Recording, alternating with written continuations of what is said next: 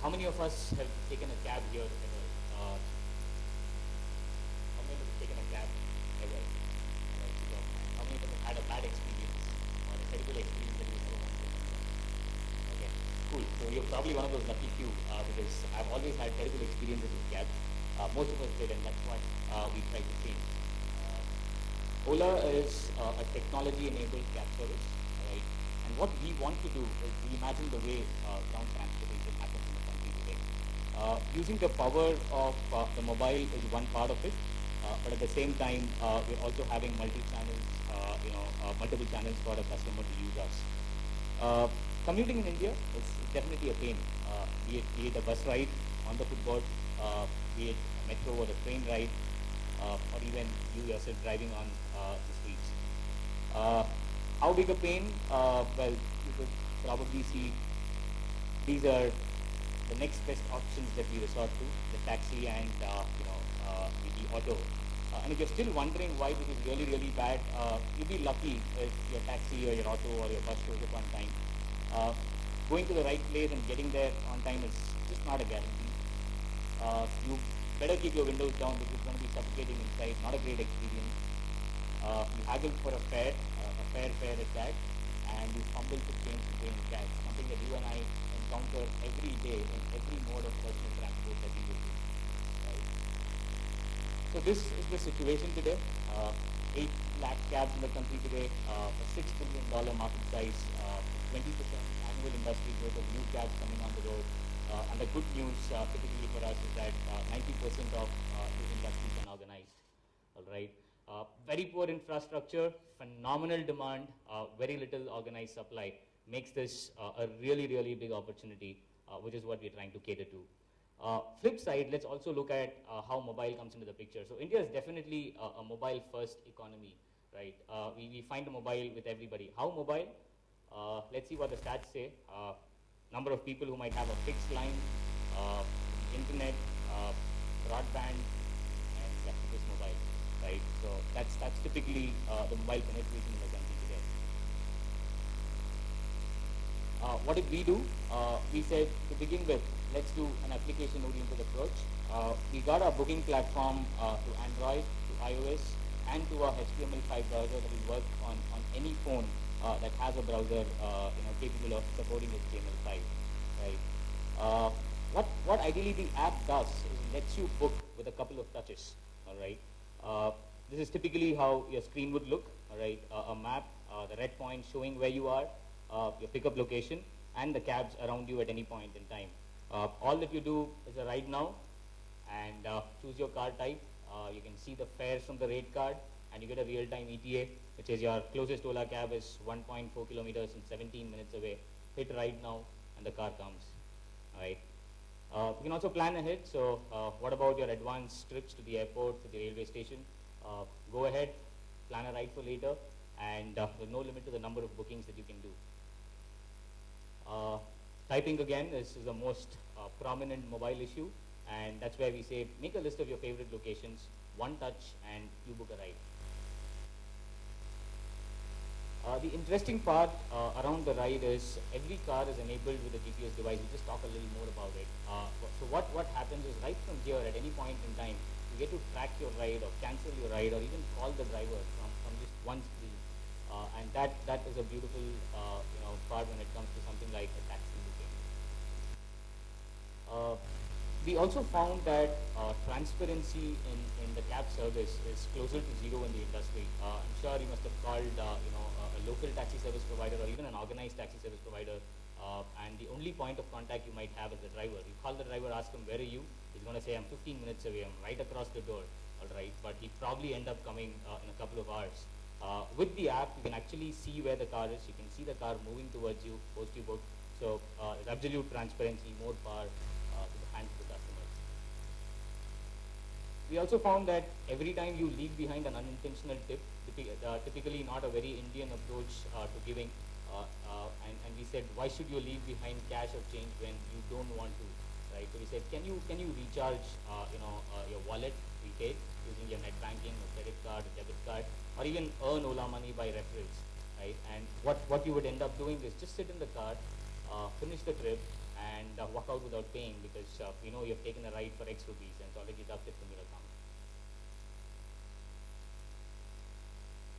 We've gamified it a little by letting you share it with people and making the sharing more rewarding. So every time you share, the person whom you invite to try the app gets a referral bonus. You who share the app gets a referral bonus once he takes a ride, and so on. We said, great, 50% of our bookings still come from the contact center, 3355, 3355, which is our number. How do we solve for things like tracking your cab and transparency on feature phone users? How do we actually go and help them with the same privileges that an app user would get? We partnered with a service provider called ZipDial, and we said, can we get a missed call service where a booking is tracked by a missed call? So once you complete a booking, you're going to get a unique tracking number, and one missed call to this number, and you get an SMS with the real-time ETA and the distance the cab is away from you.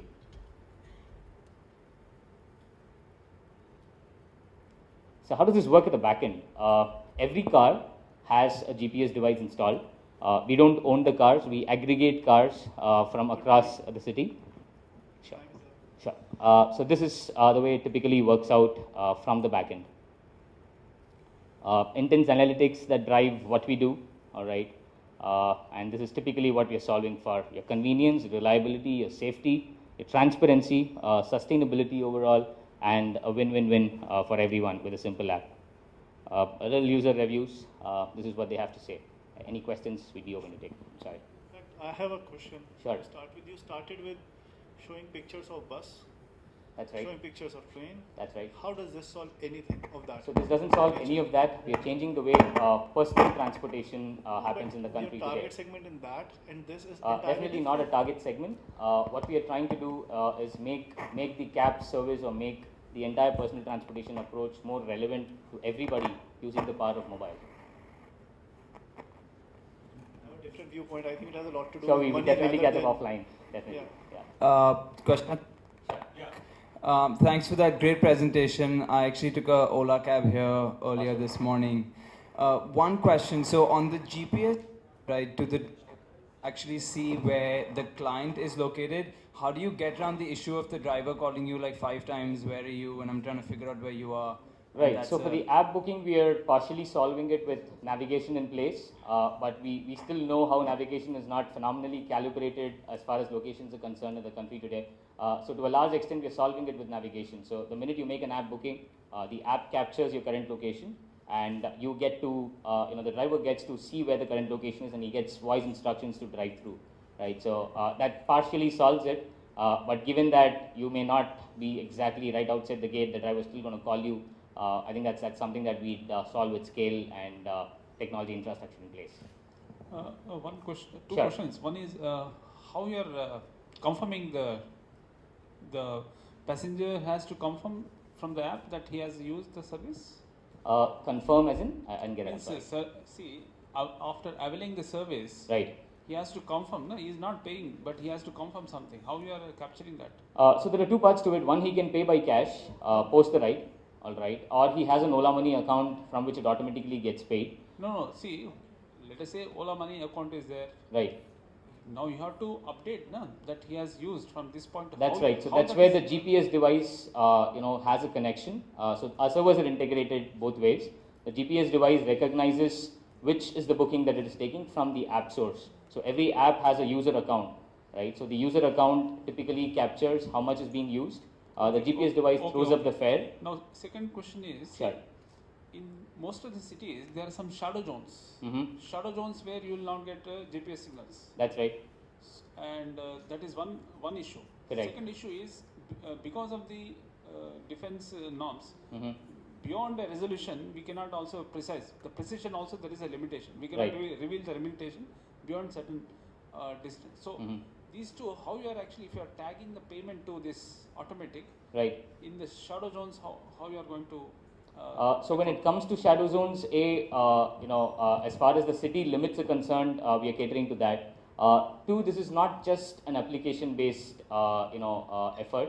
This works seamlessly across SMSs, works seamlessly across your internet, works seamlessly even if you book through the web, right? So your mobile number is the reference point. So you ideally get an SMS also in terms of the fare. Did I answer you? My question is, your signals persistence will not be uniform across the city. That's right. On the driver device is what you're talking about. Yeah. Okay. So we have solved for that by, this is a simple Android phone. So we have solved for that by the accelerometer doing the distance calculation and recalibrating when the internet gets connected again. So this independently acts as a fare meter, irrespective of whether it's connected or not connected. Did I answer it? Yeah, I think. Okay. Thank you. Sure.